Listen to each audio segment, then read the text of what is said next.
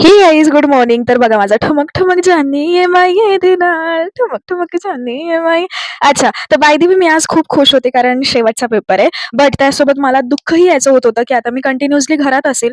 But काय घरात मला काय एक्सपेरिमेंट करता येईल, तुम्हाला ब्लॉगच्या थ्रू काय दाखवता येईल. कारण मी कॉलेजला जायची तर तरी मला थोडंसं काही बाहेरचं दाखवता येत होतं आणि माझा ब्लॉग असा थोडा कव्हर होत होता. बट आता नुसतं घरातले कामं, रोज-रोज तेच-तेच काय बघणार आहे तुम्ही? एवढं बोलली पण हे सांगायला विसरली, की शेवटचा पेपर म्हणजे आज शेवटचा पेपर प्रॅक्टिकलचा आहे. देन त्याच्यानंतर दिवाळीच्या सुट्ट्या लागताय आणि नोव्हेंबरच्या लास्ट एंडिंगमध्ये थिअरी पेपर चालू बाय द वे मला तुम्हाला सांगायला आवडणार, की मला आज परत एक गिफ्ट भेटणार होतं. म्हणजे हे खूप अनएक्सपेक्टेड होतं. ही माझी फ्रेंड आहे मोक्षदा, जी माझ्या प्रोजेक्ट ग्रुपमध्येच आहे. बट मला अजिबात आयडिया नव्हता, की हिचं सेपरेट गिफ्ट असणार आहे. आणि तुम्हाला आठवतं का मागच्या आम्ही जेव्हा व्लॉगमध्ये टीचरचा बर्थडे सेलिब्रेट केला होता, त्यामध्ये जो केक होता ना, तो होममेड केक होता आणि तो हिनेच बनवला होता. तर मी तेव्हा तिला असं बोललेली, की मला तुझ्या हातचा केक खूप आवडायला लागलाय. तू माझ्यासाठी नेक्स्ट टाईम बनवून आणशील. पण मला हे नव्हतं माहिती, की ती मला ॲज अ बर्थडे गिफ्ट किंवा सरप्राईज देईल, की हे घे. आणि मला चॉकलेट फ्लेवर आवडतो म्हणून ती मला चॉकलेट फ्लेवरमध्ये बनवून आणलेलं. And I was too happy. मी खूप खुश झालेली. मी किती तिला थँक बोलू असं झालेलं. आणि तिने गिफ्ट्सही खूप सुंदर-सुंदर असं कलेक्ट करून मला दिलेलं.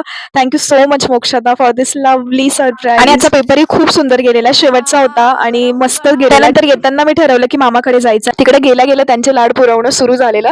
आल्या-आल्या त्यांनी मला साबुदाणा दिलेला. मी तो खाल्लेला. त्यानंतर सीताफळ माझा फेव्हरेट फ्रूट मी खाल्लेलं. त्यानंतर इथे माझ्या मामाच्या मुलांचं मस्का पॉलिश लावणं चालू होतं फोनसाठी. सो तो माझ्या पाया दाबून देत होता. त्यानंतर मोठ्या मामीने ते सोयाबीन चिल्ली बनवली. मग मी ती एन्जॉय केली. त्यानंतर घरी येऊन गेले आणि बघू माझं पार्सल रिसीव्ह झालंय. त्यानंतर थोडासा स्वयंपाक वगैरे केला. मला पोळ्या करायच्या होत्या. मग मी त्या करून घेतल्या आणि खूप दिवस झाले ना मी रडले नाही. तर आज ना रडूनच घेते. आता ह्या मागची स्टोरी मी उद्याच्या व्लॉगला सांगते. उद्याचा व्लॉग बघायला विसरू नका. Thank for watching. भेटूयात उद्याच्या व्लॉगला. Bye bye. Good night.